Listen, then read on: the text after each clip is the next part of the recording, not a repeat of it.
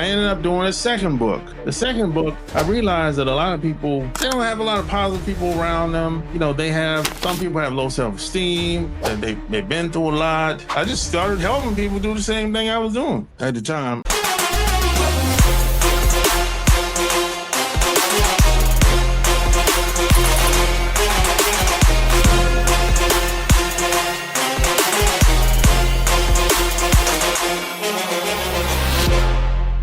All right, good morning, and welcome to another, or maybe it's afternoon, or maybe it's evening, whenever you're watching this. I just want to hope that it's a good time for you. And so just excited about another Journey to Freedom podcast. And this year, this is the end for me of 2024.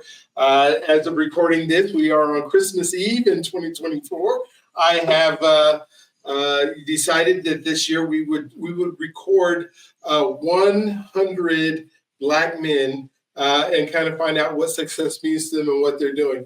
And we are, I don't know if you know this, Lopaz, but you are number 99. So we will get 100 before this year.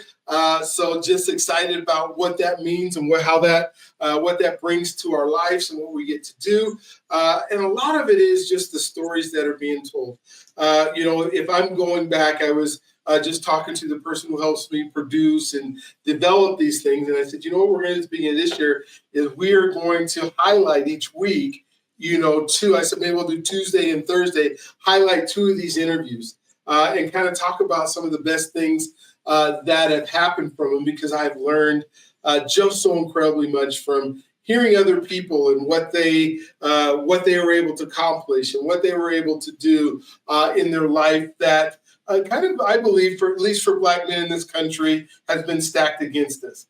Maybe if you're 12 years old, maybe not as much as when you're, I'm getting ready to turn 60 next year. And so there's been some times, and then some of the people I interview are in their 80s or 90s, and they're really telling some stories of how it was. And, I was fortunate enough to grow up in Denver, Colorado, which I'm not going to say is, the most diverse place but I know the South is more segregated than Denver ever was or could ever think about being, and so I know you're in North Carolina now, and that's part of the South, and it's got a lot of different history than what Denver has. In fact, I was I'm taking a group of Black men to Alabama so we can experience the South at the end of January, and we can kind of how do we move forward? How do we move on? And so one of the places where I was, trying to get some sponsorships, they said, well, and you probably heard about Aurora, Colorado, because, all the stuff that we think is happening, it really isn't happening. And so there's a lady here who's, she has a foundation and stuff. And I'd asked the foundation, she says, well, we don't pay, we won't sponsor anybody or work with anybody who's traveling. And my comment has been, well, okay, so how do we get to learn about the South and what happened in slavery and a whole bunch from Colorado? Like in Aurora, Colorado, where's the museum? Where's the history? Where's like someplace we can go even close? I'm not going to learn it in Utah. I'm not going to learn it in Wyoming. I'm not going to learn it in Kansas. I'm not going to learn it in New Mexico. I'm just talking about our border states here, right? I'm not going to learn it in Arizona. So we got to go to the South. We have to go. And so we're going to go to the Bryan Stevenson Museum there and go to the Pettus Bridge and, hang out some time in Birmingham and see where the Bombington Church was and really kind of learn some of the things that were there. And so excited about that trip. And, but today's show is just as exciting as we're, ending out the year, rounding out the year. I get to talk to Lopaze Lasane, today and have him tell his story and the things that he's been able to do and the things he's been able to accomplish, and let him talk about some of the wonderful things that he's doing. One of the themes, Lopaz, has been that the folks that are the most interesting, the folks that have seemed to be the most successful, because successful isn't just the amount of money you have, everybody says, are all people who have been willing to serve others in a way that makes others' lives better. Across the board, I had one gentleman the other day that's successful monetarily, successful money-wise. He says, my goal is to be the selfish man in the world. But I could tell there's some pain in there. There's some things in there like you don't want to serve nobody. right? He said, I'm going to help people, but I'm going to help them because they're helping me. And so, just that whole thing. And it's like, that's not my personality. That's not who I am. Because I believe if we can help people become the person that they were born to be, they're going to have some incredible lives, and then we're going to be able to do a whole lot of stuff together. So, Lopaz, thank you for being on. Thank you for taking your time out on this Christmas Eve day. As we think about all the things that you could be doing today, you decided to come on to our podcast and to spend some time with us. So please, first, let's start out with your story and where you're at. And then after that, we'll just kind of chop it up about all these other wonderful things that you're doing. Well, first off, thanks for having me, man. I'm looking forward to doing this. And, so I'm from a small town from Georgetown, South Carolina. I grew up there. I had both parents. I had a great childhood. I went to the typical, school. I would say I grew up around 98% Black people. Okay. It's like, okay, through my whole entire 12 years of school, it's less than 10 white people. Through all my years, yeah. I grew up around, in my community where I'm from, it's mostly Black people. It's now, of course, we knew where the white people were at, Of course, yeah. And it was cool, no problem, great childhood. I grew up in the church. I had now one thing that was different about me. I had older parents. So my mom had me when she was 41. Oh, wow. Okay. So, most parents at that time, their parents was in the 20s. But my mom was 41 years old. So by the time I'm 10 years old, my mom in the 50s. And everybody else's parents in the 30s. Mm-hmm. And my dad was, he was at the time, he was about 60. So I had an older dad and an older mom, right? So that's one thing that was a little different versus, most of the kids in my area at the time. And, I had a great childhood. We used to take vacations, during the summer. And my dad, he worked at the power plant, so he made pretty good money. And, I grew up in the church. My mom was a very talented, multi-talented woman. She could sing, she could dance, she could write, she could speak, and this is partially the reason why I do what I do today. I learned a lot of it from my parents. Mm-hmm. I didn't really learn to speak and then do things from a lot of people. Of course, I took tips and tricks, but I started off as a kid. I used to do speeches in front of adults in the church, like Easter speeches, stuff like that. So, and then I used to do plays in my high school. So I'm kind of used to being in front of people. I'm not saying I don't get nervous. I don't like it, but but I'm kind of used to it, right? Mm-hmm. So I had 7 sisters and brothers growing up. I'm the youngest, of course. Mm-hmm. And I went to college. The first time I went to college, I just didn't think that it was for me. I just had too many problems that I had when I went to college financially. It's not like we didn't have the money. We had the money, but my paperwork got messed up. So I couldn't never get that straightened out. So to make a long story short, I ended up having to go home, and I went into the Navy. Right? When I went into the Navy, I started, traveling, going all over the place, all over the world, basically, from Australia to Japan to Korea to Guam to, all these places, Singapore, all these places, right? And I'm learning while I'm traveling, because I'm naive about a whole lot of stuff. I'm thinking that, and P.S., by the way, I've never been out of the country before around this time. The furthest I ever been was like New York. At the time, that's with my family. So I'm traveling, going to all these places, and which is traveling to me is priceless. I mean, that's an education. That's an education within itself. Yeah.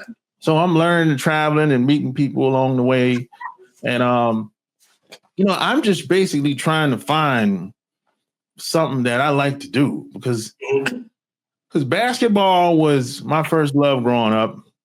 Okay. That didn't work out because I just wasn't good enough. That's the short end story of that. I just wasn't good enough. The kids that I grew up with, they were much better than me. So I'm like, well, this ain't gonna work out. So I'm gonna just move on. And then I'm trying to find something that I like. To me, going in the Navy was kind of a stepping stone to whatever else I like to do, And I did 4 years, got out, and I continuously traveled just like I do still to this day.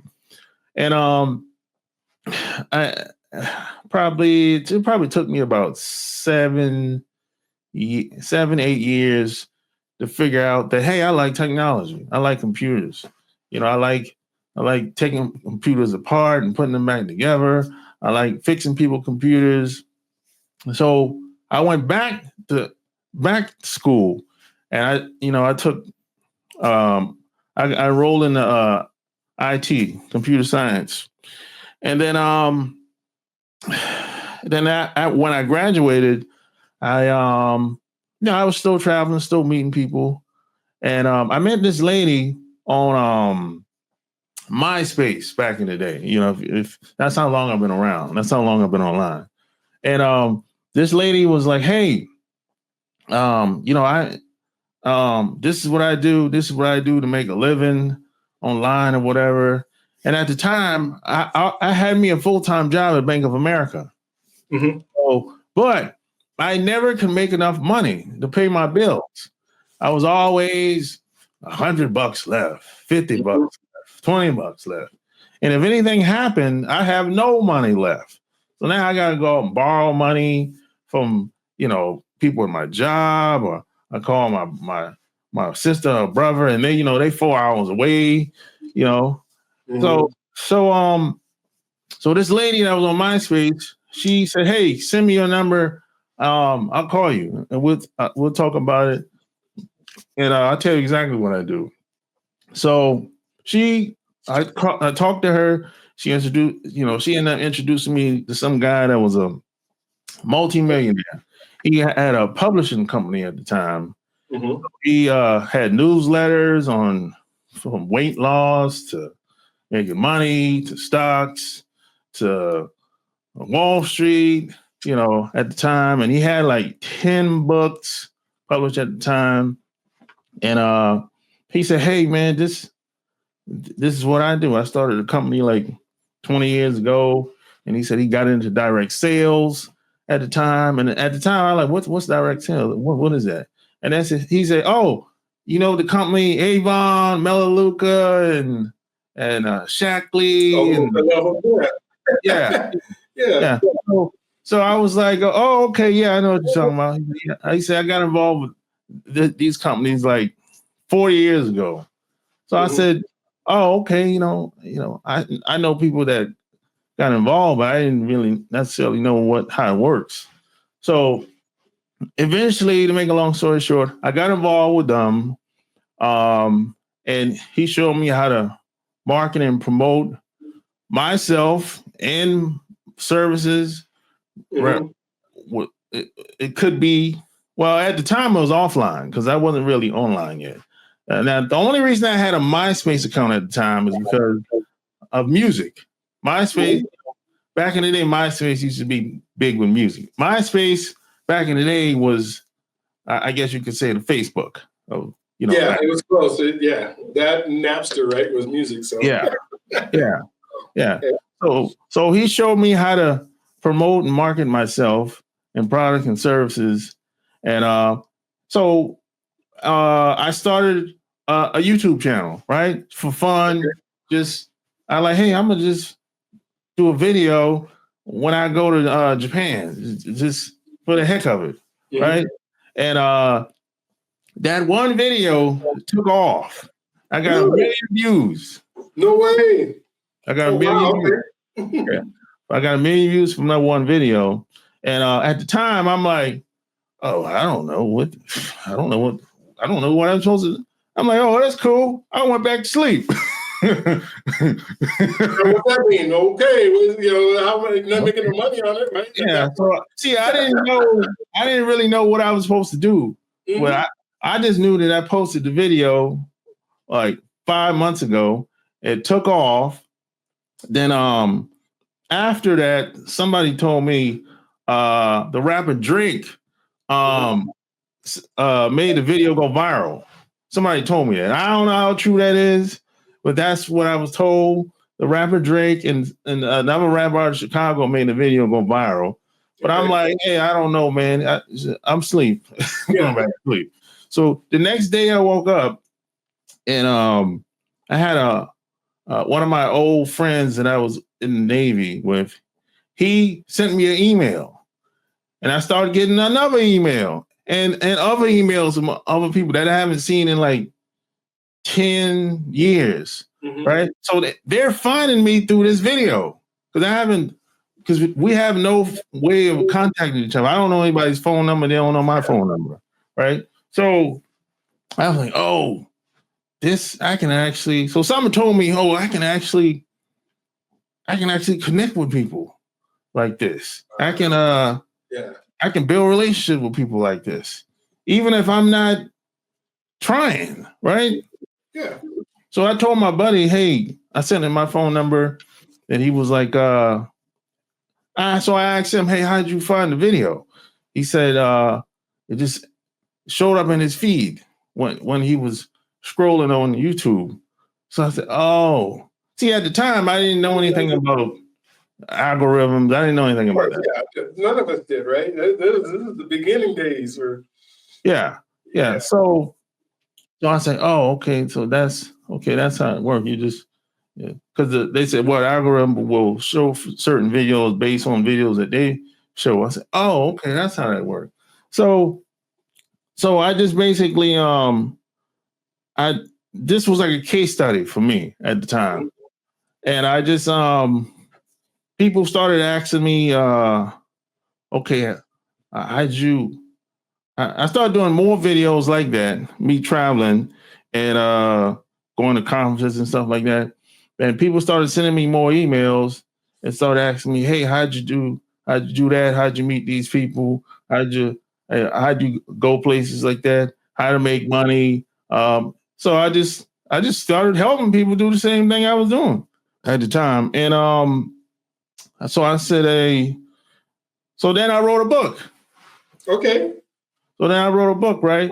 And now at the time, I didn't even know when I would hear somebody say, hey, I'm an author, I wrote this book. Mm-hmm. In my mind, I'm thinking, oh, they must got a book deal or something like that, Yeah.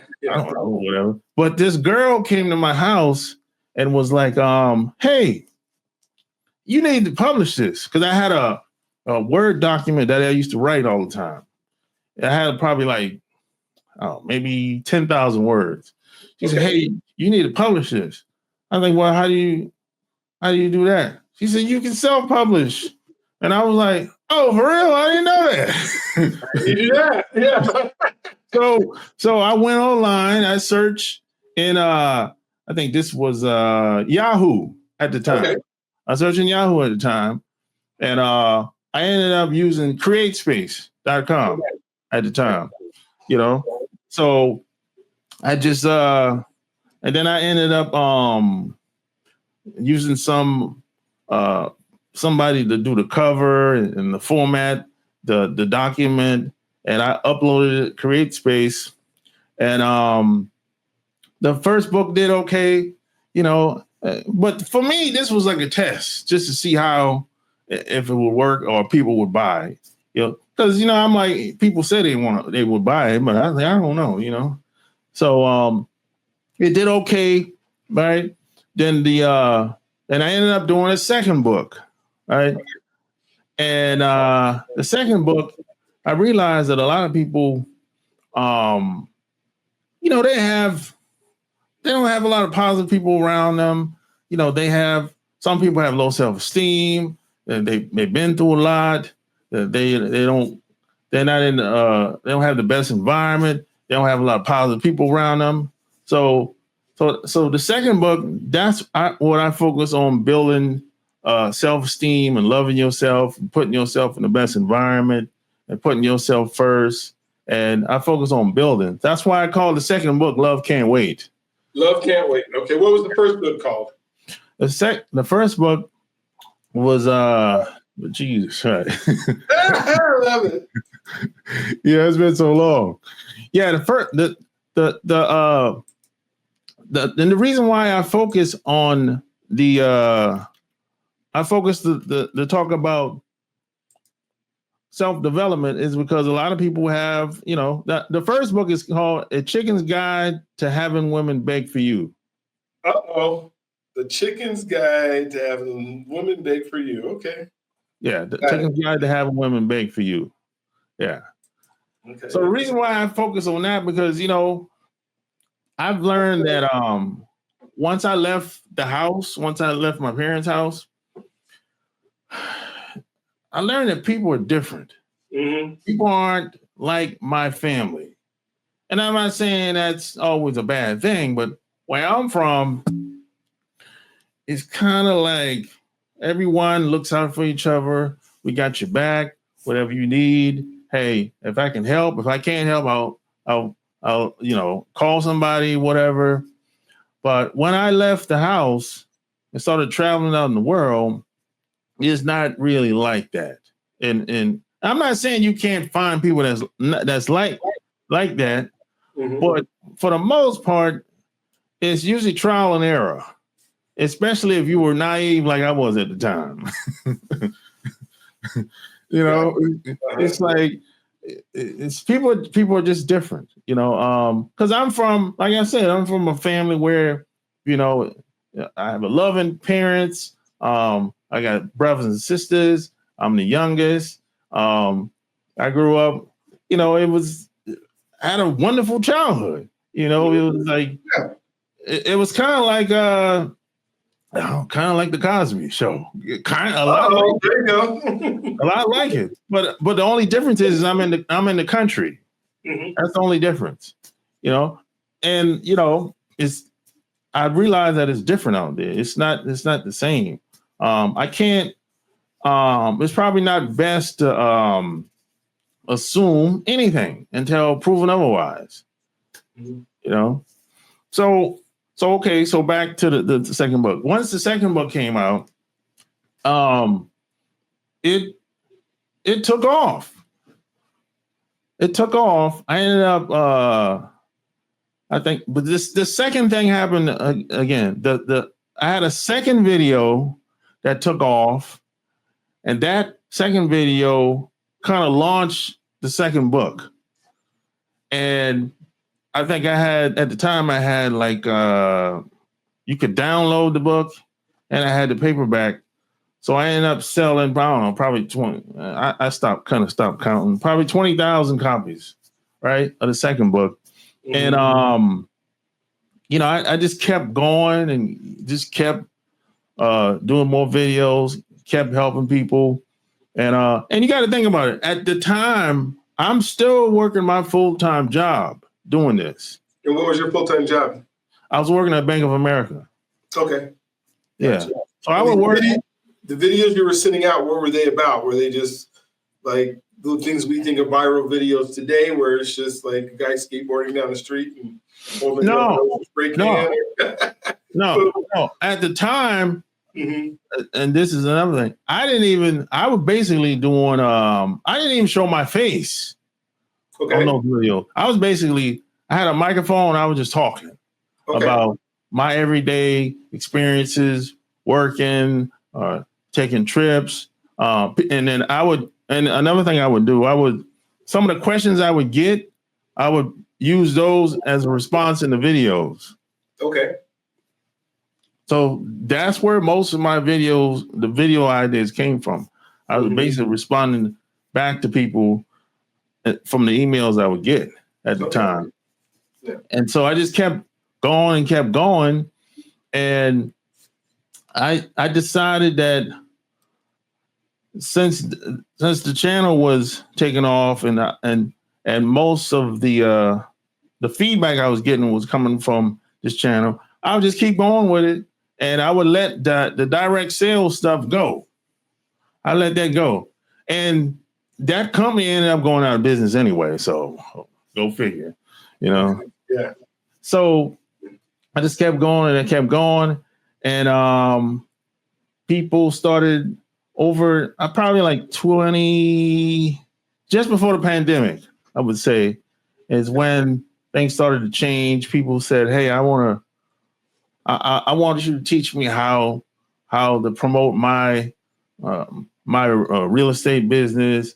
I'm a realtor." Or people say, "Hey, I got a." One lady was like, I bake cakes. I want you to teach me how to do that. How do I get in front of more people?" So I started teaching people how to do that stuff. You know, because at the time, because you got to think about it. At that time, this is like 2005. 2004. It wasn't a lot of people online like it is today. It wasn't like if you told someone you was on the internet back then, they would look at you like you kind of weird. Yeah, like you're a tech guy, you're a nerd. Why would you? What's that going to do for me? Yeah, okay. You kind of get a stare like, huh? Mm-hmm. But that started to change like 2012. Yeah. They released an article on I think it was Wall Street or USA Today, one of these big newspapers outlets, and that's when social media became social media. Basically, I remember that like it was yesterday. Yeah. So that's kind of shift the market, and people wanted to know, hey, how do I use the internet to get more leads or get more clients or sell my stuff? And so I basically went with the wave. Okay. And I started showing people how to do that. And people said, I need a website. I started making websites.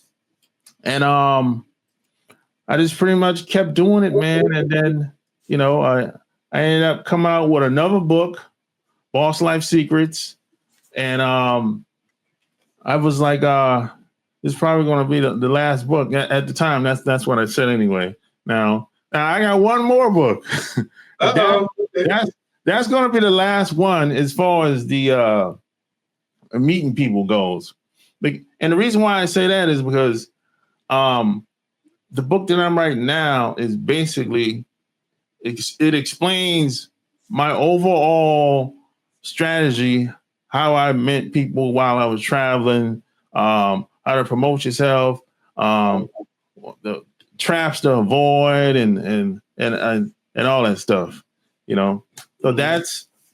So my book should be coming out in probably 3 or 4 months, and that's basically it. And then I'm still to this day, I'm still helping people online because people have the product or services, or maybe they want to start something from scratch, or maybe they want to start a YouTube channel, or so I still I still try to help people in any way I can.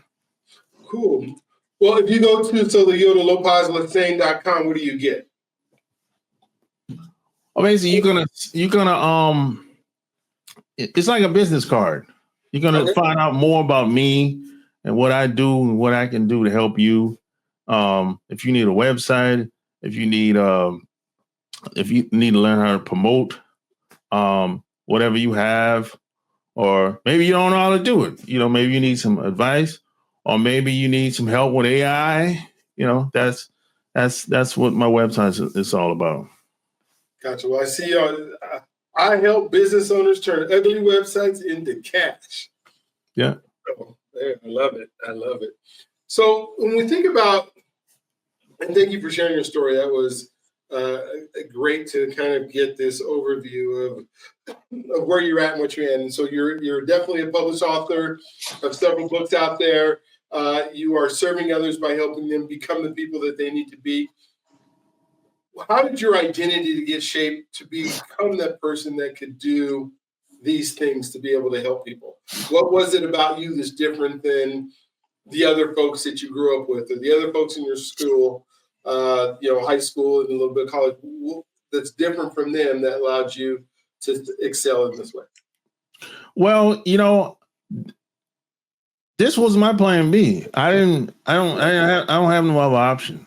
So the job, like I said, that I could never make enough money with the jobs that I had at the time. So I'm like, this has to work.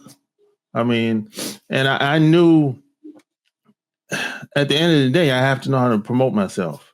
I have to know how to write. I have to know how to speak. I have to learn how to listen, you know? So I'm like, I don't have no other option. You know, there's a lot of people who have a lot of options. If this don't work, they can do that. I said, look, I don't have no other option. So whatever I do or partake in, I have to make it work regardless of the situation, regardless if I get ripped off, a scam, or taken advantage of.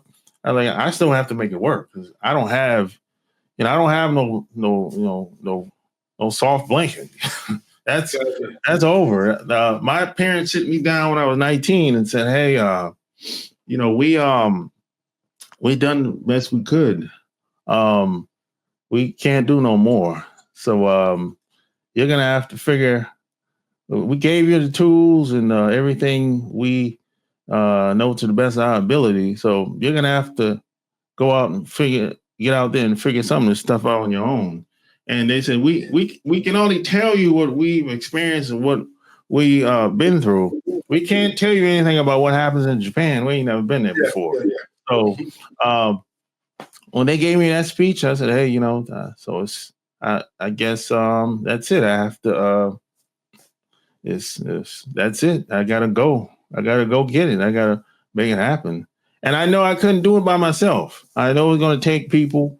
I knew I was going to have to learn to trust people some way, somehow. At the time, I didn't know how to do that. I'm like, because when you're if you come from a small town, it's and you move to like a big city, I think it's very difficult for a lot of people. Yeah. Yeah, it's very difficult. And sometimes being in a big city might not be for you, and it's not for me. But that doesn't mean I have to be there for the rest of my life. It might be I might live here for a couple of years, and I'll move to a small town, and that's okay. But I think a lot of times you have to know who you are, what works for you, and you just gotta meet people that's kind of in line with your morals and your values, and hopefully y'all can become friends and build something together. And everybody's not for everybody. It's just because y'all might hit it off in the beginning and y'all might have a good conversation, that doesn't mean y'all gonna be around each other for 20, 30 years. It's going to be a very few people. Like for example, the people that I met, the people that were around me in my 20s, most of those people are gone. Some passed away, some just moved on, or doing whatever, and that's okay. You're not going to have, unless you're running for office or something like that. There you go. I love it. But you don't need thousands of people. No, that's what I'm trying to say. You don't even know the names of 1,000 people. I mean, you'd be hard to remember them. So, oh my gosh. So you made this comment. You said that you didn't have any options. So what do you say to the person who's like, well, you always have options and you can always do something else. And, there's, like for me, I'm like you, where I drew the line in the sand and said, I'm not going back. Right. But there's some people who just tell you, and then they go through these cycles where they seem like they're just on a what's that thing hamster wheel? Yeah. You just keep going around. No problems. But when you put that line in the sand and say, I'm not going back, I'm not going anywhere, I'm going to go forward. So what do you say to that person that, believes that, well, something will find you someday instead of you finding it? I would say, hey, look, you have choices, but you might not have a lot of options. Because, I mean, like, think about it. Let's say you were born, and let's say you're born in the hood. It's chaos, right? You didn't ask to be. You didn't ask to be born in that. You can't. We don't get to pick our parents. That's the bad news. Mm-hmm. You know. But we get to say, "Hey, how it's going to end." We get to say when we turn 18 or 21, whichever one comes first. And then some kids have to grow up fast. We get to say how your life story is going to end. That's the thing. We can only control what we can control. So a lot of times you have to if you grow up in that environment, you have to it's going to be a lot of trial and error. You're going to have to figure out a lot of things. You're going to have to probably go out of your environment to find whatever that is, and at the same time you can't lose who you are. A lot of people lose who they are to somehow find whatever that thing is, and a lot of times, a lot of people, they're just trying to make it. They're just trying to pay their bills. They're trying to eat. They're trying to live the best life they can. And I found most people, they're doing the best they can with whatever they got, and a lot of people don't have much to work with. I know when I was in my 20s, I didn't really have a lot to work with. I didn't know anybody, nobody really did me no favors. I didn't had no hookup. I didn't have no rich uncle. I met a lot of rich people along the way, but that don't mean they're gonna look out. They might point you in the right direction or give you a good word to whatever. Well, someone will say, "Oh, well, you got to do what I did to get where I'm at, so go for it." They don't give you hardly nothing. They just like, "Here's my advice: go work hard." Okay, well, it's got to be a little bit more than that, and then you obviously find some that are willing to help you for sure. But yeah, I hear you. Your shirt says 5150. What does that mean? Oh, this is Corey Holcomb, the comedian. He sent me this. Yeah, he sent me this. He got a show on the internet. Yes, I think I've seen that. So you got an identity. Now, when you think about trust, because you did a whole bunch of different stuff. Now you've written books and you're helping people online and the internet. And then, so one of the things that we struggle with as Black men is this thing called trust and being able to say, okay, I trust you to allow. Not only do we not trust, I guess I'd say white folks, we don't trust each other in a lot of situations too. How did you develop trust in a way that you could move forward and know that you were going to be okay? Oh, I trust my instincts. Okay.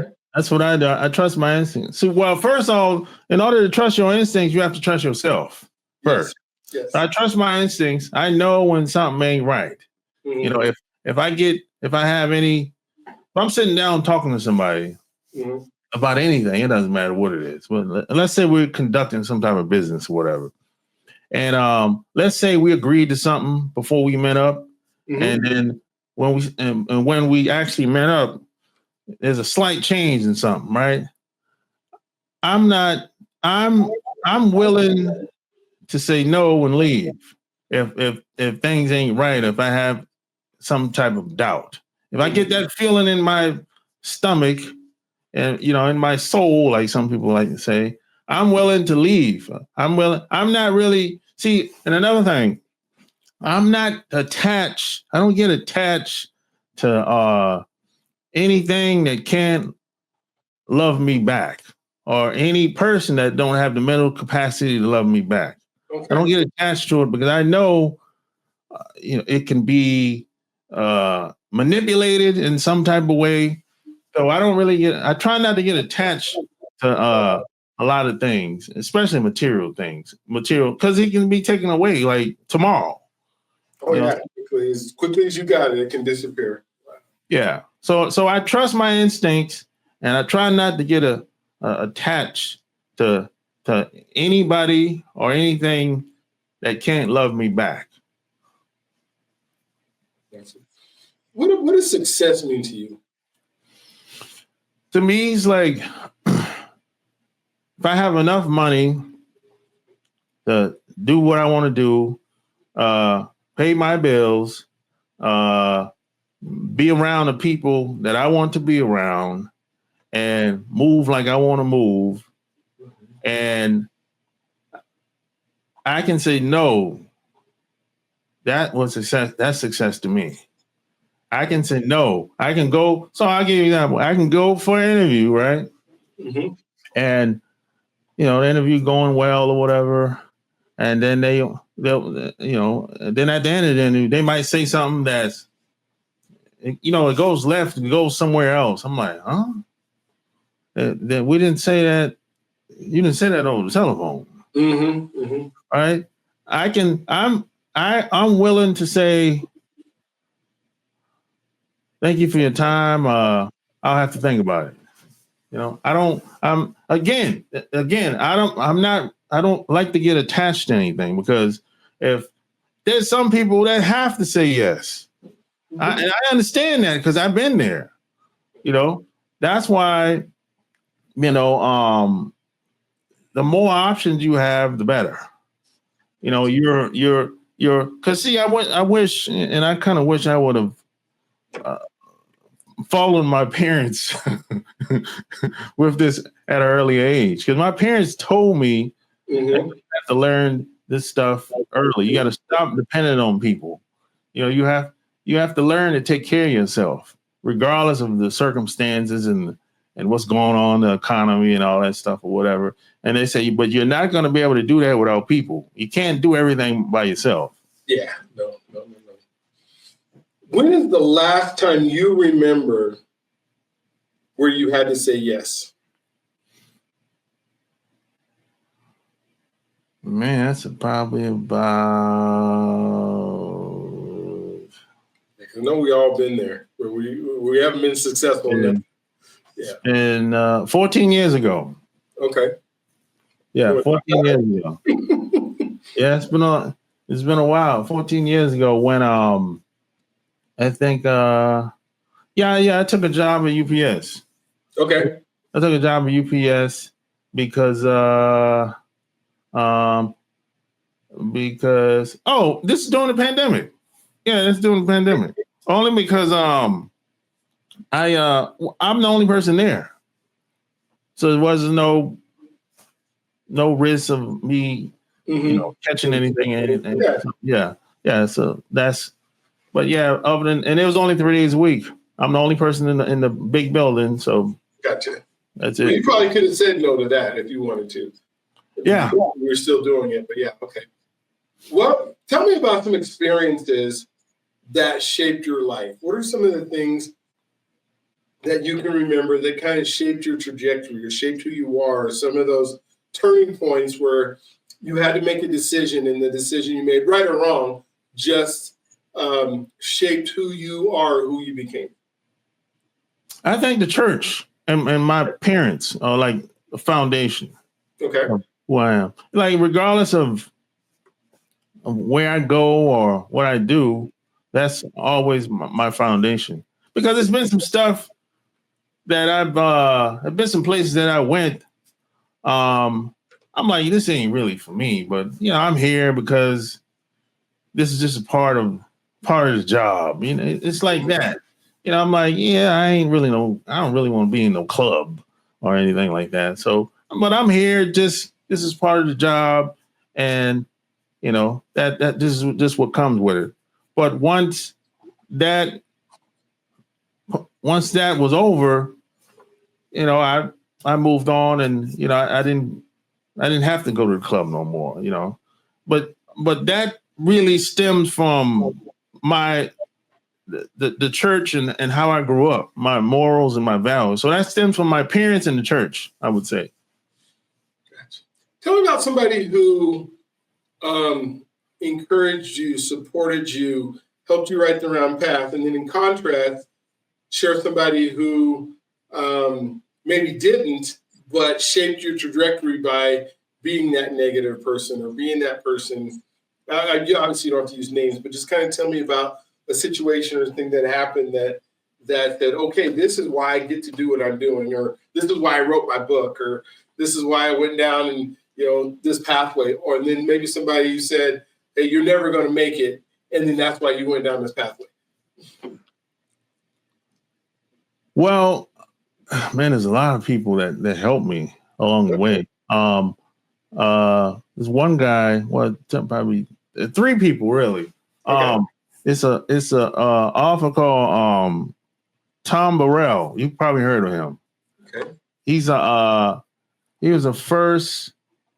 I think he was the first black man to have an advertising agency, to start one back in the 40s. Mm-hmm. And he came out with a book called Brainwash.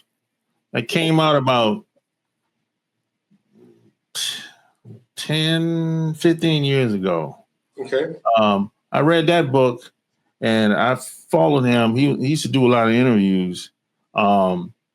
He motivated me to want to write. And then you got a guy called Ted Nicholas. He's a copywriter at the time. He passed away like probably 2 years ago. He actually I learned from him. I learned how to write newsletters from him. Oh, really? Okay. And do headlines and stuff like that. And then there's another writer called Mark Ford. I learned how to do newsletters, subscription, articles, stuff like that. I learned those three pretty much. I learned from those guys. Kind of showed me the way, basically, and because I didn't really know anybody that at the time. I didn't know anybody. I mean, of course, I've seen magazines everywhere, but I don't know those people. I don't know who did the ads or whatever. And now I didn't really start meeting any negative people until I left home. That's when I started meeting people while I was traveling. Everybody wasn't negative, of course not. But the people that I let get close to me, a lot of them still to this day, they don't really like that I have videos online or that I got a website. They don't support it. No. No.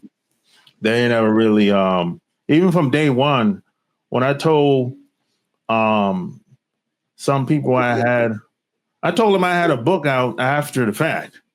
They didn't really like it. They kind of like, oh, yeah, they really had nothing good to say, really, and they didn't even read it. But as soon as they saw it, they ain't really had nothing good to say. It's okay, And as far as my family, they were cool. They're cool with it. A lot of my family, they don't even know how the internet works, so they don't really have anything negative to say because they really don't know how it works anyway. Of course, they see the book on Amazon or whatever, but they don't have anything negative to say because it's like, oh, hey, it's selling. Oh, great, keep doing it. That's my family's attitude or whatever. But as far as the people around me, they never supported it and whatever. And a lot of those people I cut off. I cut them off because I don't need that negative energy around me. So that's been my experience. Gotcha. When you think about all the things that you've done and the people that you said helped you, have you been able to reciprocate any of that and help other people as a result? Because you said a lot of people helped me. How have you given back into other people or feed into other people's lives? Yeah, that's what I'm doing today. That's where I'm at today. I help other people today do, whatever they want. If they want to start a YouTube channel, if they need a website, or if they want to be a consultant, even kids. Yeah, I even help kids because, some kids, they might be animated. They got whatever they like, video games or whatever. Yeah, I help. Yeah, I give back. I even volunteered for, I used to volunteer to help kids, with computers and whatever, software or base or just hooking up computers. Yeah, so I used to do stuff. I used to do that back in the day, and I still help people to this day. I like because a lot of stuff I learned in the beginning was through trial and error. Mm-hmm. I didn't really meet the right people and probably 4 or 5 years afterwards, and that's when I had the right direction or whatever. But I would say the first 3 to 4 years it was kind of trial and error until I met that lady on MySpace. They say that the year you were born is when it all started. The year you passed away, obviously we're still alive, is that day that it no longer ends. And so what matters most is how you probably heard the poem, The Dash, and that dash between those years. What are you most proud of in your dash?